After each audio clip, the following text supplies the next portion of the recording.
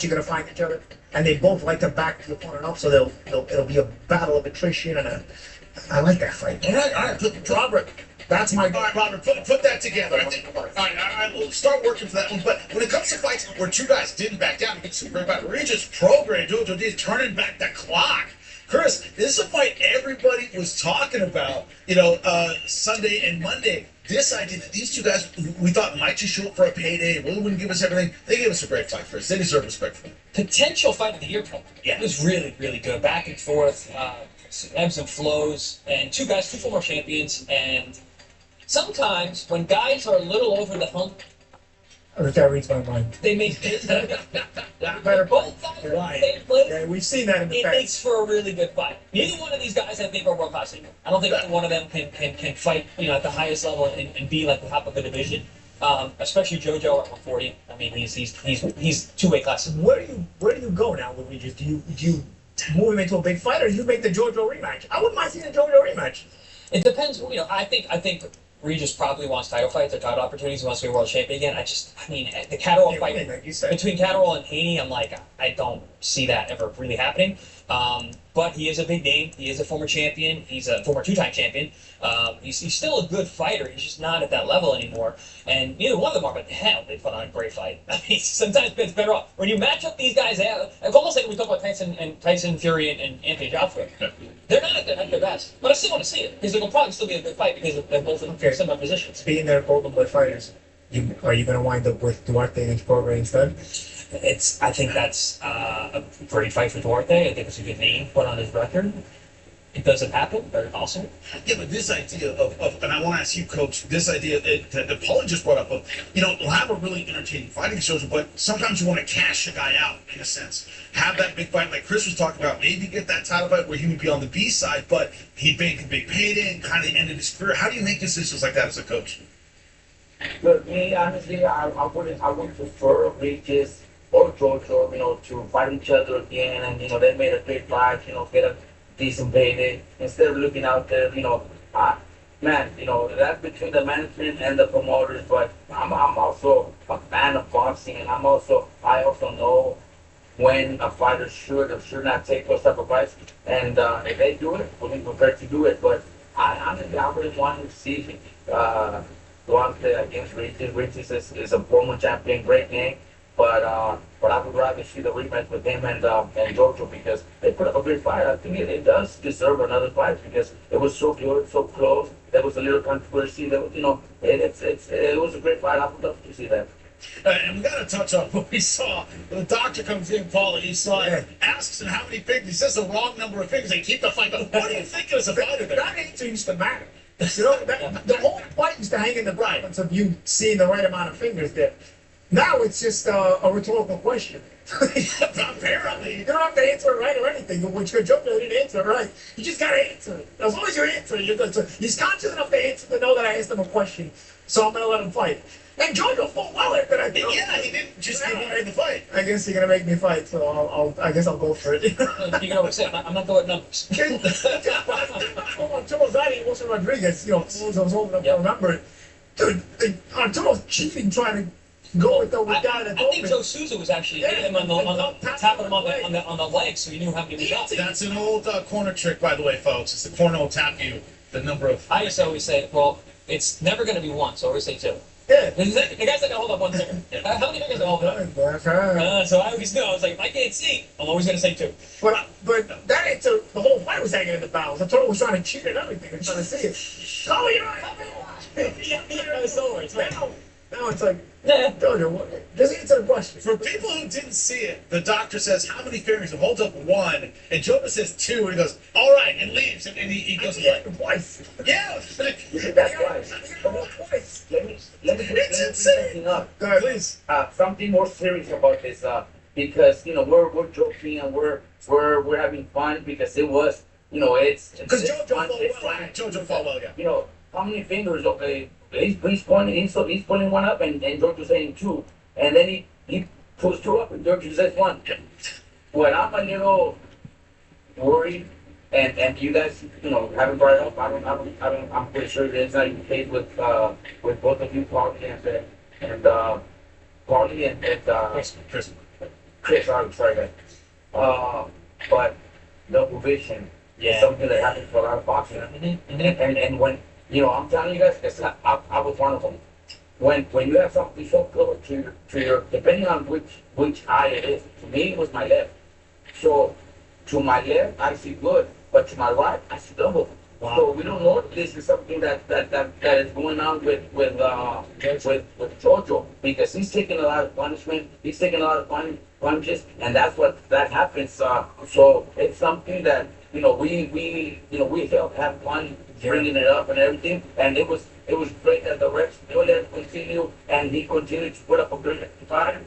But it's something that could be a little worried for Jojo himself, because if that is the case, hopefully it's not. But if that is the case, then something he needs to take care of and get checked up, because that's something that I know personally, because it happened to me, and I know it's happened to a lot of fighters.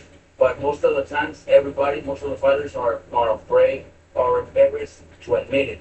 And a lot of people continue fighting, knowing that they have a problem, but they don't admit it. They just won't say it. That happened to me when I broke my orbital in the Ruslan fight, because it was pushing on one of my optic nerves. So when I looked straight or down, I saw double. If I looked up, in the top half of my vision, it was fine. So I had to keep my head down like this to look up through my eyes while I finished that fight. But that went away in a couple of months. It was something that never really stuck with me, but it was because of the swelling that was pushing on the optic nerve on the bottom end of my eye.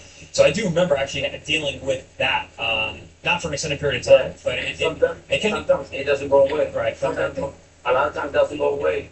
Chris, I remember 20 years ago, Genaro Hernandez, rest in peace, Genaro Hernandez, is the one that discovered my problem. He told me, "Hey, Robert, we were having a soccer game, because we used to, we were really good friends, so we were having a soccer game," and he told me, "Hey, Robert, you have double vision, right?" I'm like, "How do you know?" It's the way you're looking at the ball when you're running after the ball. And he noticed, and he gave me the doctor's information where because he had the same problem, and he had surgery, so I went to the same doctor, and yes, they corrected it. But actually now, 20 years later, I'm starting. I think I'm going to need another surgery, because it does happen. Wow. So it's something that everybody's having fun, saying about Jojo, but it might be the case. I don't know if he's willing to admit it, or because a lot of fighters don't say it, but it does happen to a lot of fighters. See, this is why everybody got to watch the show every day at home, guys. You see, they see the details, the details we give you with our guys here. Coach, that's a great input, Coach. Great input. I'm going to mention another guy who I think had that problem, because I heard him complaining about it at the end of his career. Is Mickey Ward. Mickey, after the Arturo Gotti fights, Gotti did too, since business. also was Gotti. I remember Mickey was saying, after the trilogy, like I think when he looked up or something like that, when he looked up, there was something to certain angles he would see either floaties or he was seeing double or something like that. But yeah, great point, Coach. Great point. As my 20 plus years as a boxing coach, I've already retired 3 of my young prospects because of that. Because I noticed them. I noticed them doing sparring. I noticed while they're walking, while they're looking at you, they kind of have they tilt their head towards to one side, left or right, or sometimes, like you said, Champ Chris, they have to pick up the head to look straight, or they have to put it down to be able to look good. Because that happened to my older brother too when he was boxing. It happened to me, So I noticed, and it's already been 3 of my young prospects were never even in world title fights or anything, but they were young prospects that I noticed, and I had to tell them, "Look, that's it. I don't want you to continue fighting." And yeah, they retired. They respected my decision, but yeah, it happens in boxing a lot. This is going from a couple laughs to Sober, and really important Great stuff to bring up. Anytime, guys, we see fighters of JoJo's and Progress age, and you go, man, that a long, difficult fight, it takes out so much qualities, from your body, from your brain, than it would when you were in your 20s, when you're in your prime. It's just those long, difficult, fights. It's your body isn't made to take as much punishment later, so you gotta adjust your training. I'm learning that now myself too. You gotta adjust your training. You gotta adjust even the way you fight a lot of times. And of course you gotta pay more attention to what you're feeling as well. Really good point. Because vision is something that you take with you the rest of your life, but you don't. You have trouble fixing eyes. Yeah. That's one thing. From a medical standpoint, eyes are hard to fix. Well, But just to make it a little bit of a laugh to close it again, guys. Obviously, Jojo took Paulie from Rocky's advice in Rocky 4. He hit one in the middle. When Jojo was hit, Out there. hit the one in the middle. hitting the one in the middle because he fought his ass off after that. If you're of a certain age, you remember that advice for the champs, Chris Algieri, Paulie Malignaggi, of course, Coach Robert Garcia. Great insight about Saturday. Remember, a fight can be the difference between living the rest of your life in comfort and your rest of your life with a disability, and every fighter knows that. This has been Boxing Scene today as it makes boxing news. We'll talk about it right here. Tune in, find out when millions are watching.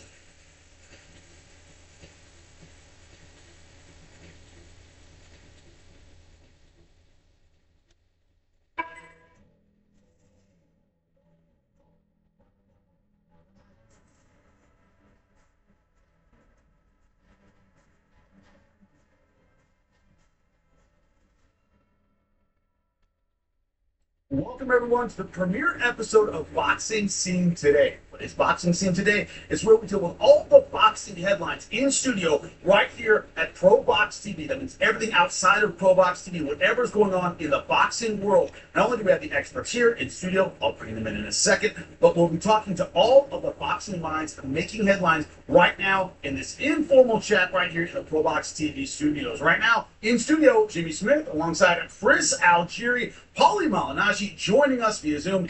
And for some reason, we couldn't get anybody else to work with us. We have J-Rod doing something. Go ahead, explain it, J-Rod, because I have no idea why you're here. Listen, I know it's hard to recognize me without my better side jacket, but listen, no, I am the voice of the people. I am the community, right? I will be reading super chats on the air through our YouTube page. We're going to be on the Pro Box TV YouTube page to start here on Boxing Scene today. Then we're going to move over to the Boxing Scene YouTube page, where you can hit us up on our X page, on our Instagram page, over at Boxing Scene. We will be taking care of business, getting the champs' opinion, the newsmakers.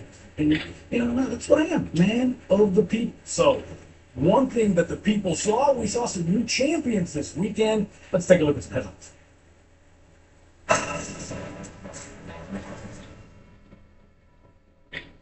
Well, Keyshawn Davis did it, man. He went to the theater in Madison Square Garden and knocked off Dennis Berinchek over at the theater in Madison Square Garden to be the new lightweight champion of the world. Fellas, impressive stuff. You were ringside at a better view than anybody. Yeah, I mean, listen, fighting the Garden is something special. The theater at Madison Square Garden is fantastic. I've fought there a bunch of times. Win your world title there, your first one, is truly a dream come true for a guy like Keyshawn Davis. First of many, by the way. I mean, this kid is absolutely incredible. Tremendous performance. And he's unique in that as he stepped up in class, he's getting more knockouts. He's getting more destructive. I mean, he stopped a guy who, by all intents and purposes, everyone would agree, this guy was extremely awkward, extremely difficult to deal with, extremely effective. He had absolutely nothing for Keyshawn. Stops him in the fourth round with a single body shot. I mean, just a beautiful left hook to the liver. Berinchek takes a full 10 count, gives up his title. And Keyshawn Davis is now a lightweight world champion. Paulie, he got broken in that fight. Chris talks about the body shots. They were there from the beginning. Berinchek just got broken down in this fight. Is that how you saw it?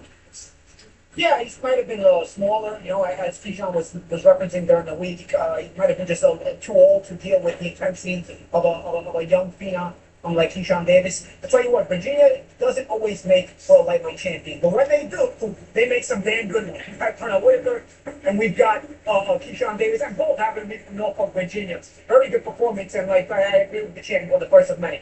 At 36 years old, one of the questions, of course, is the story going to be, Berinchek was a little bit old, Keyshawn Davis a little bit younger, or is it going to be about the technique of Keyshawn Davis? Is this the coming out party, or will those still be questions to you, Chris? No, I don't think it's going to be one of those age factors that, Keyshawn just got him at the right time. Look, this guy just beat Emmanuel Navarrete.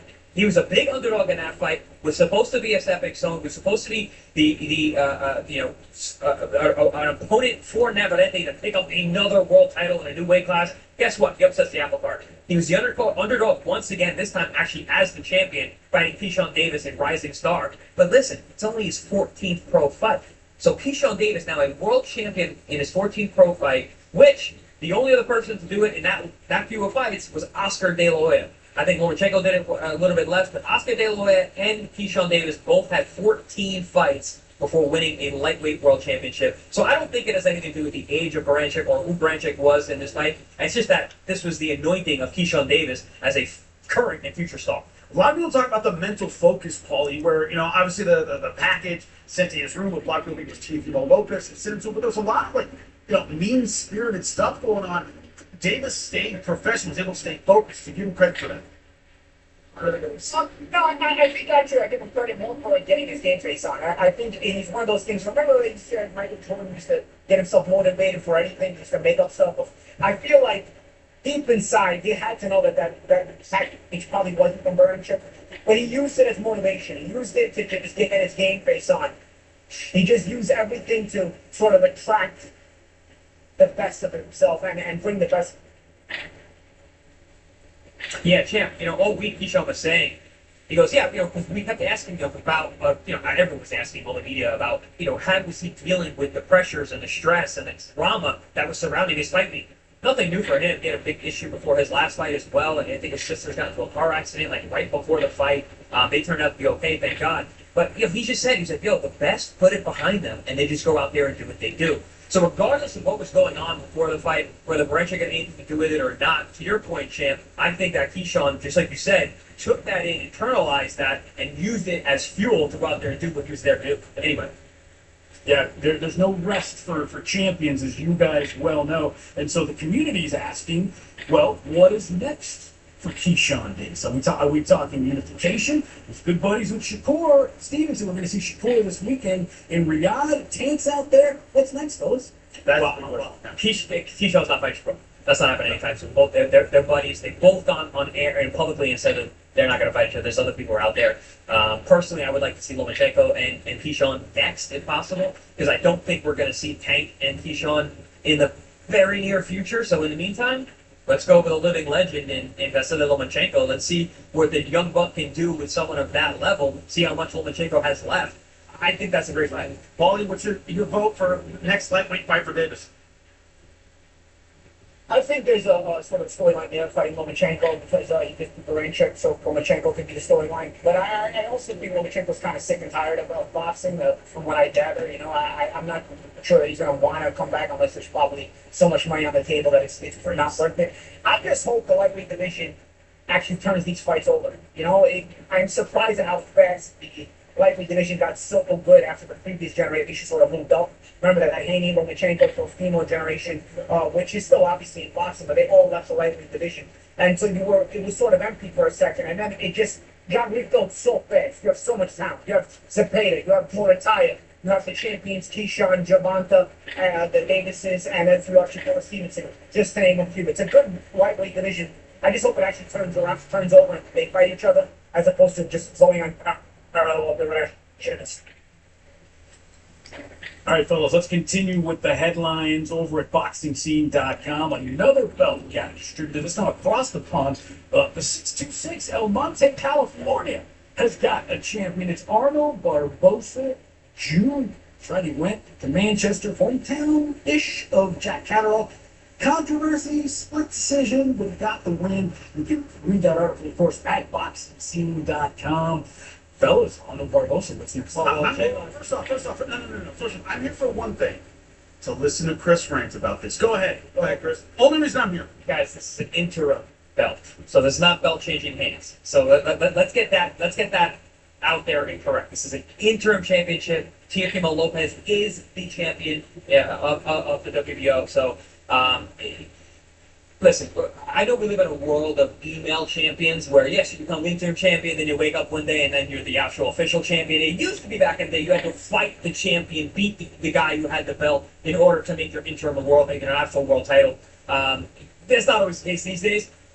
But right now, this is still just an interim title. Not that an interim title is no big deal, or that beating Jack Catterall is no big deal. That's a big deal. But let's be honest. This is not like Keyshawn Davis dethroning the current champion, become champion. Barbosa still has to deal with Teofimo Lopez.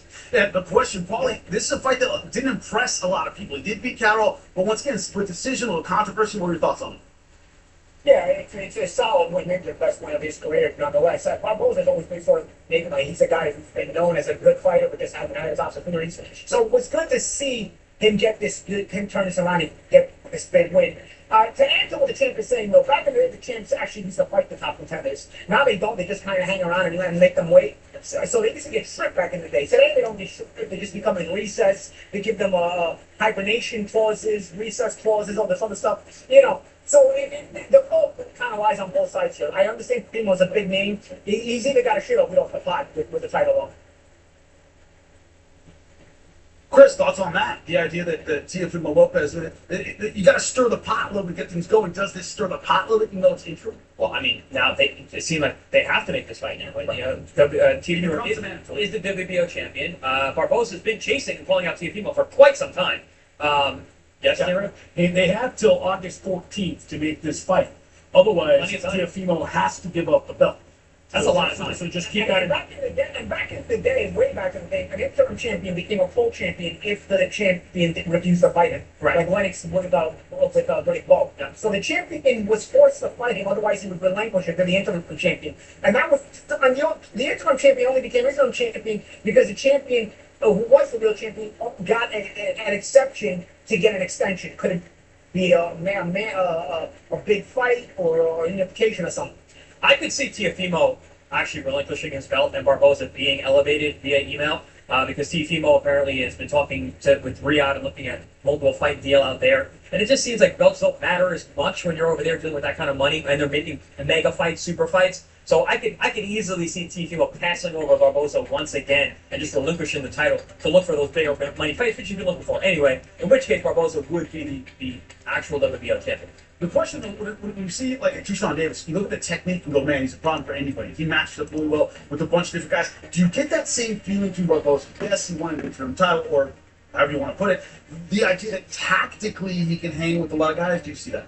I think he's trouble for everybody. He's big for the